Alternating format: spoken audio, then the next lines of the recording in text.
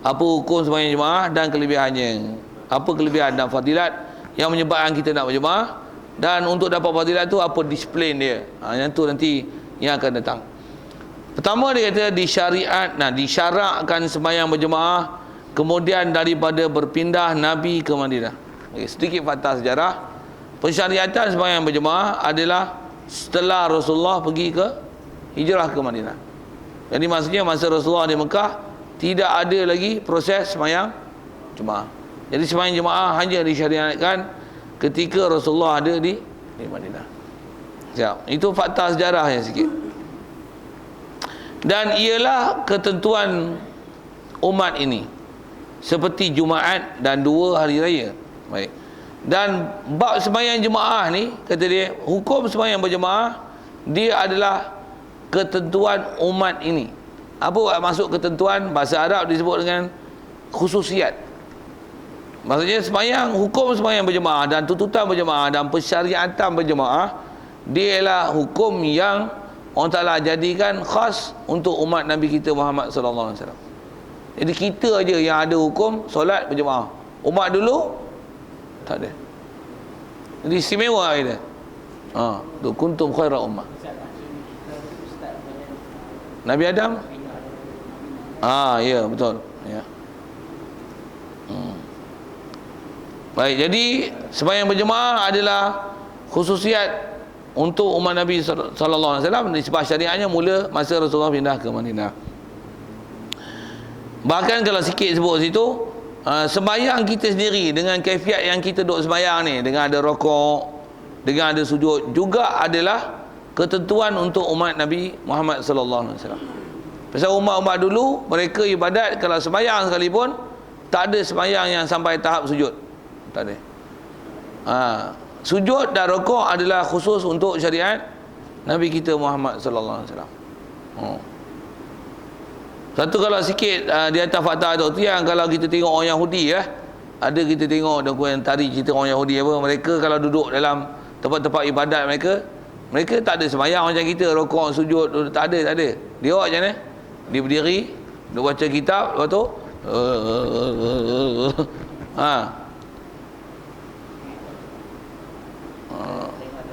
dalam gambar apa lah kan. Tapi kalau disebar pun saya nak sebut cara mereka duk baca kitab Taurat demo salah kan. Duduk dalam mihrab apa biara Yahudi tu, buat apa? Duduk tu tunjuk tu. Ya Allah apa dia baca tu. Jadi tak ada istilah rokok dan sujud. Tak ada. Kalau ada pun disebab umat dulu dia takkan rokok. Sujud memang tak ada. Sujud tu adalah yang khususiat untuk umat Nabi kita Muhammad sallallahu alaihi wasallam. Satu malang sangat siapa tak mau sujud. Gitu. Jadi sembahyang jemaah khususiat untuk umat Nabi sallallahu alaihi wasallam seperti mana Jumaat. Jumaat pun umat dulu tak ada sembahyang Jumaat. Apatah lagi hari Jumaat itu sendiri. Jumaat memang khas kemuliaan Allah Taala beri, hari yang mulia untuk umat Nabi kita Muhammad sallallahu alaihi wasallam. Jadi kita ni istimewa banyak Allah Taala beri. Tu pun ada orang tak mau lagi jadikan Jumaat hari cuti. Kacau dia mana dia. Patutnya cuti kat Malaysia ni, cuti Malaysia ni mingguan sepatutnya hari Jumaat lama dah. Brunei Jumaat dan Ahad. Betul tak? Maklumat yang diterima gitu. Cuti dia ialah hari Jumaat dan Ahad. Pasal apa tanya dia mah. Tapi Jumaat dulu lah nak fokus. Ya. Jumaat dan Sabtu, bukan hari Ahad ni. Masa tu duduk di mana? Di Pangkor. Pulau Pangkor. Tak tahu saya tu. Eloknya dikembalikan juga hari Jumaat. Macam mana pun nak sebut sembahyang Jumaat tu sendiri. Dan begitu juga sembahyang 2 hari raya. Idul Fitri dan Idul Adha, persyariatan 2 raya ataupun 2 Eid itu adalah juga khususiat untuk Nabi kita Muhammad sallallahu alaihi wasallam. Baik, itu benda khususiat dia yang sebut. Di atas kata khususiat ni sebenarnya kalau kita lihat kitab-kitab yang telah dikarang oleh ulama, kat kita ni banyak benda yang istimewa Allah Taala beri yang tak ada pada umat dulu. Antaranya kalau yang terdekat dengan kita Ramadan. Yang pada Ramadan ada Lailatul Qadri, yang lebih baik pada 1000 bulan. Yang Allah Ta'ala anugerah ke kita pasal apa? Pasal kita umat akhir zaman. Rasulullah kata umat aku umur antara 60-70. Tu lebih 70 tu subsidi lah tu. Tu sikit dengan bahasa gitu. Jadi umat dulu umur 700 tahun, 800 tahun. Jadi macam mana kita nak balance dengan amalan kita yang umur pendek, yang mereka umur panjang. Ada yang perang sabilillah 300 tahun tu kan. Kita 3 hari tak bisa keluar dakwah. Ada yang pergi dakwah jihad 300 tahun, 500 tahun. 500 tahun tuan pergi jihad. Mana nak challenge kita amalan. Di atas kata umur kita yang pendek ni, maka dengan rahmat Allah Ta'ala beri kita Ramadan, dan Ramadan ada Lailatul Qadri. Setahun kita ada keupayaan untuk 1000 bulan, yang lebih kurang 83 tahun lebih, yang tu bahasa lebih tu 83 tahun. Jadi kalau dapat 10 kali Lailatul Qadar, amalan kita kalau nisbah Lailatul Qadar tu saja macam 830 tahun. Itu yang dapat lah. Yang tak dapat tak ada. Tak ada. Kalau duk tengok bola, boleh bola. Sikit ayat-ayat tu. Pasal dia orang pula dajil tu, bubuh bola musim dekat Ramadan. Memang dajil pun. Baik. Sikit nak sebut kata ada benda-benda yang khususiat yang Allah Ta'ala beri kat kita. Banyak dia bagi kelebihan. Baik. Dan iaitu dari sisi hukum. Sebut hukum dulu ni. Sunat muakkad di sisi Imam Rafi'i. Sunat muakkad kita dah biasa dengar istilah ni. Maksudnya dia ialah benda sunat dengan mana benda yang buat dapat pahala, meninggalkannya taklah berdosa.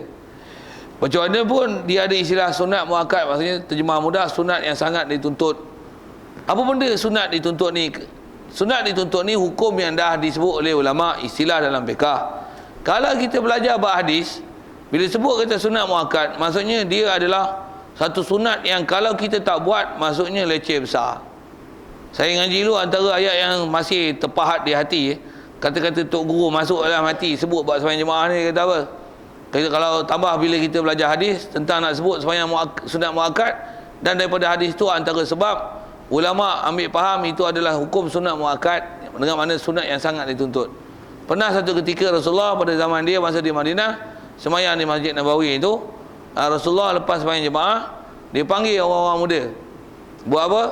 Dia pernah sebut satu perkataan begini, kalaulah ikut kehendak aku, kata dia, aku akan panggil orang muda. Buat apa? Kumpulkan kayu-kayu api. Buat apa? Pergi bakar rumah orang tak pergi sembahyang jemaah. Ayat tu kalau ikut cukup dah untuk menyedarkan kita tentang besar dan nilai sembahyang jemaah. Apa maksudnya? Orang yang boleh pergi sembahyang jemaah, tak pergi sembahyang jemaah, Rasulullah pernah ada keinginan dan hati nak apa? Nak bakar rumah dia. Kalau katalah Rasulullah bakar, hukum yang akan hasil ialah sembahyang jemaah wajib, fardu ain. Tapi Rasulullah bakar lah. Dah, tu yang dapat hukum apa? Sunat muakkad. Jadi bagus tak tinggal sembahyang jemaah? Berdosa tidak? Tak baik. Pasal apa tak baik? Jawab sikit. Pasal Rasulullah pernah nak bakar rumah kita tak pergi sembahyang jemaah. 5 kali maksudnya Rasulullah nak bakar rumah kita 5 kali. Bayang kan? 10 tahun tak pernah pergi sembahyang jemaah. Maksudnya dah 10 tahun Rasulullah azam nak bakar rumah kita. Gila kan? Tuan-tuan, kalau ada 10 tahun Rasulullah nak pergi bunuh kan? Macam mana? Buh pergi dengan pasal bunuh tu. Macam mana? Maksudnya kita yang martabat dengan Rasulullah terang tu. Nak mengaku umat Nabi. Jadi lagi mengaku jadi babi lah. Kasar sikit lah sebut tu. Baik, kata sunat muakkad di sisi Imam Rafi'i.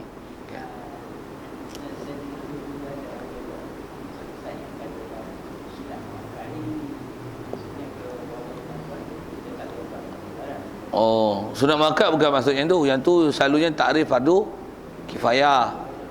Fardu kifayah. Sunat muakkad ni adalah pendapat Imam Rafi'i. Macam mana pun bila sebut fardu kifayah, dengar soalan sikit. Fardu kifayah dengan sunat muakkad mana lebih besar pahala? Fardu kifayah. Kalau sunat muakkad pun Rasulullah nak bakar, kalau nak bakar rumah, kalau maksudnya tak elok tinggal sembahyang jemaah. Kalau ada ulama kata benda tu fardu kifayah, soal, elok buat ke elok tinggal? elok buat. Kalau agak-agak tu nak bakar, yang ni Rasulullah cucuk dah, Rasulullah padam balik. Macam tu kot, nisbah bandingkan dia tu. Nisbah kalau Rasulullah buat, dia cucuk tu dia padam balik. Kalau sunat muakkad, dia baru nak bakar, tak bakar lagi. Ni dihimpun dah, bubur baharu rumah dah, cucuk dah, itu padam balik. Maksudnya lagi tuntutan kuat untuk dibuat, pasal ada ulama mengatakan sampai fardu. Saya nak sebut tu level antara sunat muakkad dengan fardu kifayah. Level ataupun tahap dan hukum fardu kifayah lebih besar daripada sunat muakkad. Sunat muakkad semua orang tak buat, tak ada siapa dosa. Fardu kifayah tak ada seorang membuat, berusaha habis semua. Jadi mana besar? Mana berat? Hukum fardu kifayah berat. Sebut tu. Yang ni syarah sekadar untuk bagi faham hukum. Dia kata dan kata qil sunat kifayah. Ada bila kata qila ni maksudnya kata sebahagian ulama, dan bila sebut qila ni kalau kaedah kita baca kitab fiqh maksudnya yang ni adalah pendapat dhaif. Jadi antara pendapat dhaif dan pendapat yang kuat, pendapat dhaif ni kalau baca pun tak usahlah pakai. Macam mana pun nak menunjukkan ada ulama yang sebut begitu. Baik, apa dia? Dia kata menunaikan sembahyang berjemaah ni ialah sunat kifayah. Ada istilah kifayah sikit, tapi bukan fardu kifayah. Sunat kifayah. Takrif sekali lalu, apa dia sunat kifayah? Sunat kifayah adalah perkara sunat yang benda tu memang disunatkan. Tetapi jika ada sebahagian daripada kita telah melaksanakannya, maka gugurlah hukum sunat itu daripada orang lain. Antara sunat kifayah adalah buat korban dalam rumah. Tuntutan buat korban dalam rumah adalah sunat kifayah. Maksudnya dalam rumah kita, katalah adik kita ada, mak kita ada, ayah kita ada, kita pun ada, masing-masing berduit belaka.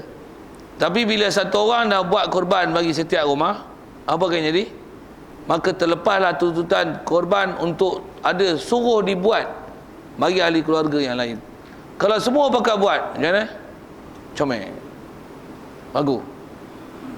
Tapi kalau setidak-tidaknya satu keluarga, okey, buat tema tu tahun ni, satu keluarga satu korban.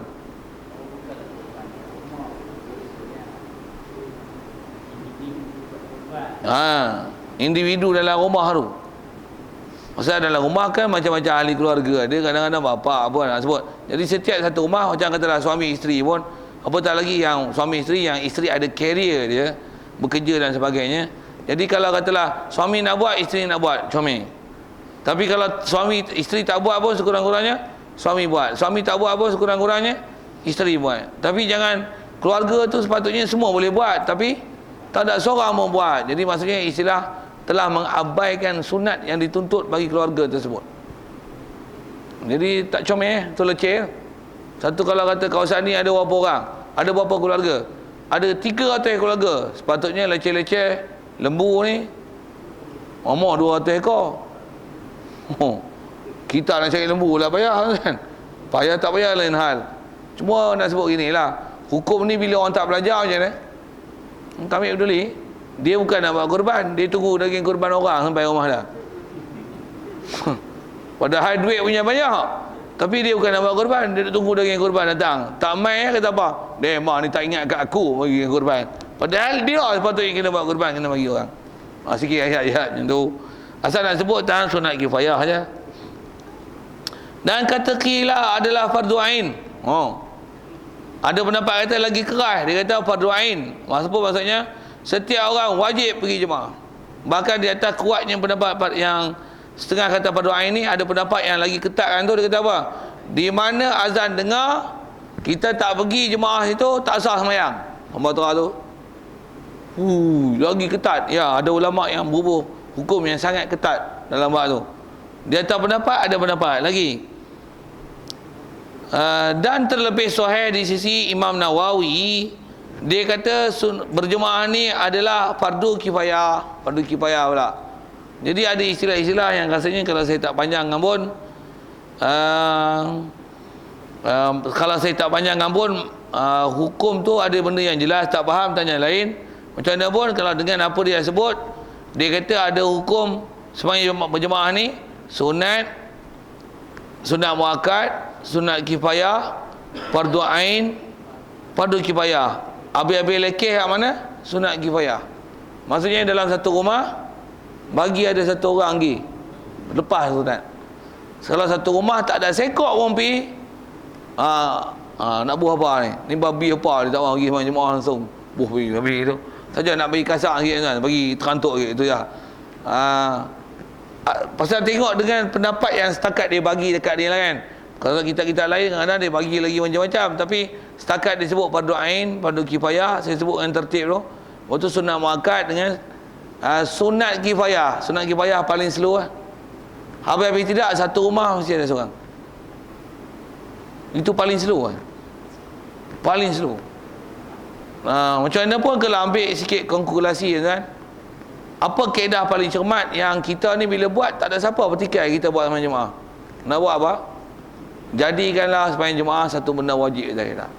Kita takkan sembahyang melainkan berjemaah. Oh comel. Comel. Apatah lagi sembahyang jemaah subuh. Jadikan subuh macam mana hari Jumaat. Comel. Ini maghrib macam sembahyang subuh. Oh Allah betul. Okey. Sikit dengan bahasa itu. Maghrib macam mana sembahyang subuh? Sepatutnya maghrib ni ramai orang. Situ tak faham masa. Tapi maghrib ada 3 congor. Maghrib 3 orang lah tuan-tuan, agak-agak subuh apa? Tak habis saya silap tak ada azan langsung. Tu masuk saya tu. Sepatutnya subuh macam Jumaat. Ini maghrib macam subuh. Sepatutnya maghrib ni ramai orang kan. Tapi maghrib tak ada seorang, ada 3 orang. Macam mana? Teruk. Masyarakat ramai. Jadi maksudnya sini subuh ramai. Alhamdulillah.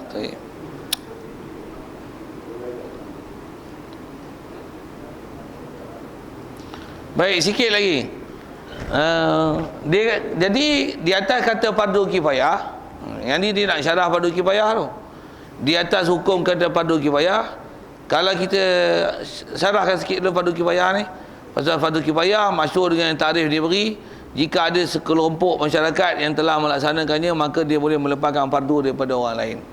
Dan kaedah fardu kifayah ni dia adalah satu fardu yang dengan takrifan itu, dan dia adalah satu fardu yang dituntut untuk disyiar dan dizohirkan dia. Apa maksud disyiar dan zohir? Orang nampak dan tahu dan dapat merasakan perbuatan itu dibuat. Kalau sembahyang mayat, fardu kifayah maksudnya apa? Orang dapat rasa suasana orang sembahyang. Mati, kafan, ke bumi, orang dapat rasa suasana. Jangan macam tak ada apa-apa, relax. Maksudnya kalau tak ada syiar macam tu, tak memada untuk setiap fardu kifayah. Patut fardu kifayah, seingat saya dalam kitab kalau ada disebut fardu kifayah, dia mesti sehingga zahir syiar. Jadi di atas takrifan fardu kifayah itu tak dapat tiada daripada zahir ketandaan jemaah dengan mendiri jemaah dengan satu tempat di dalam kampung kecil. Kalau kampung tu kecil, tak dapat tidak, mesti ada satu tempat yang nampak nyata jelas berlaku jemaah. Antara boleh nampak jelas nyata jemaah, apa dia? Azan, ada surau, motor, orang pakai api, motor api, habis sembahyang, nampak balik, nampak syiar. Surau masjid pula taklah cerok hutan, duduk dalam kawasan penempatan.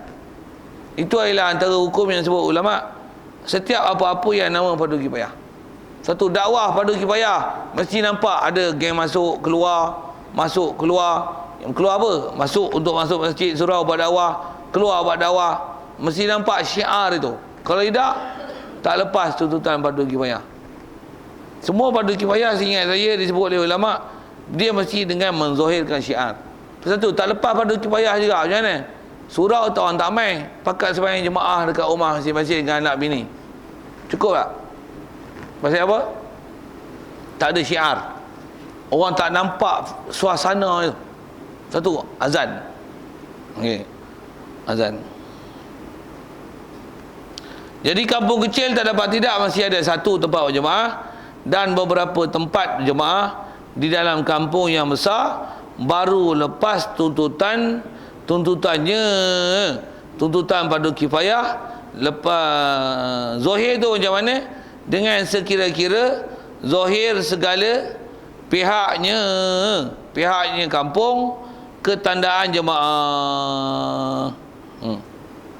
Jadi di atas kaedah tu juga, maka jika muafakat mereka itu penduduk kampung atau mendirinya jemaah di dalam segala rumah-rumah dan tiada zahir dengan dia ketandaan jemaah itu, nescaya tiada gugur fardu. Fardu apa? Fardu kifayah. Kalau fardu ain, hak tu lagi lagi lah tu. Satu tuan-tuan rasakan istilah tu. Sunat kifayah, fardu kifayah, sunat kifayah, sunat muakkad, fardu kifayah, fardu ain. Macam mana pun sikit tanya ni. Kenduri kahwin sunat apa? Sunat tak? Kenduri kahwin sunat tak? Bopi bahasa sunat tu. Sunat saja. Sunat kifayah, sunat muakkad, fardu kifayah, fardu ain. Sunat, tuan-tuan ada orang sebelah buat kenduri, tuan-tuan buat tak tahu je. Okey tak? Potong bawang pun tak pi, okey tak? Orang kata ni keras sumbang mana duduk dalam kampung ni lah. Tera kenduri biasa, kontrak tu satu hal lah kan. Macam mana pun tak mai kontrak tu pi lah syarah kot tu. Tapi nak kata ni majlis kenduri tak peduli, kenduri ni kena jemput. Macam mana? Dia kata kera mana duduk dalam kampung ni, tak reti berkawan dengan orang, keras sumbang. Okey, tu apa tu? Sunat je pun. Sunat je pun. Sunat muakkad sepatutnya je dah. Lagi sunat kifayah lagi sunat muakkad lagi fardu kifayah lagi fardu ain. Woi, nak cekah gitu takkan tak mai sikit dengar. Itu kita sebut jemaah mengaji. Hukum apa mengaji? Menuntut ilmu. Tak ada mengaji hak sunat, tak fardu ain, fardu kifayah. Kalau hang bodoh fardu ain, hang dah pandai, kalau dah pandai tak ada lah tuntutan wajib. Tapi hang mai majlis ilmu tak fardu ain, fardu kifayah. Dan jenis ilmu yang diajak tak ada ilmu yang sunat, tak ada. Jadi pasal apa tak mai? Tu kena jaga. Okey, nak syarah tu ya. Satu kalau kita faham tuan-tuan, banyaknya tanggungjawab kita ni. Baik, selesai. Maka jika tertegah mereka itu, sambung itu, wallahu a'lam. Ya.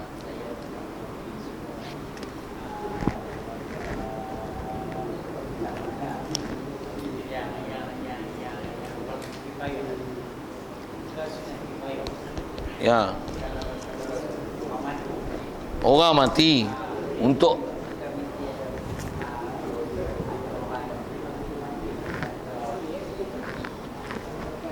menguruskan jenazah dengan 4 perkara tu fardu kifayah. Pergi ziarah orang mati hukumnya sunat. Jadi sunat apa? Sunat lah. Seingat saya sunat saja. Dia tak ada sebut sunat kifayah dalam bab tu. Ziarah orang mati adalah hukum sunat. Jadi ziarah dengan menguruskan jenazah tu, mengurus tu yang ada fardu kifayah tu. Macam mana pun ada orang mati, kita tak pergi tengok, okey tak? Yang tu pun kita rasa ada galat lah kan. Kenduri tak main pun kita galat. Yang ni kita panggil, oi mai sembahyang, hayya ala solah, tak main, galat tak? Patutnya kena galat. Macam itulah nak ambil faham dengan kitab yang kita baca, nak menunjukkan sembahyang jemaah ni juga adalah antara benda besar. Wallahu a'lam. Dari segi ilmu itulah dia, kalau ada orang yang reti kat kita jadi fardu kifayah. Tapi kalau kata pakat tak tahu, fardu ain atas kita. Macam mana pun, kalau boleh, dia macam ni. Orang yang dah ada, memang ada. Kalau katalah ada yang mati, siapa-siapa pun boleh ganti. Sepatutnya macam tu.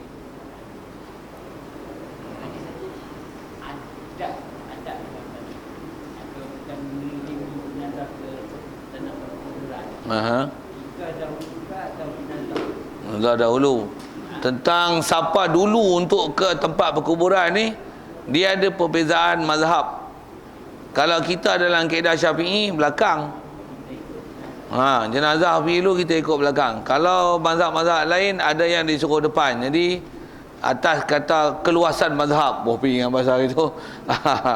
Maksudnya duduk depan dengan belakang kan, janji pergi. Pasal pergi ziarah kubur, dengar baca talqin, kita tolong doakan, masuk kubur bagi salam. Orang kubur memang menunggu kehadiran kita untuk kita bagi salam. Pasal bagi salam maksudnya mendoakan mereka dapat rahmat. Dia menunggu kehadiran kita. Jadi baik perbuatan itu.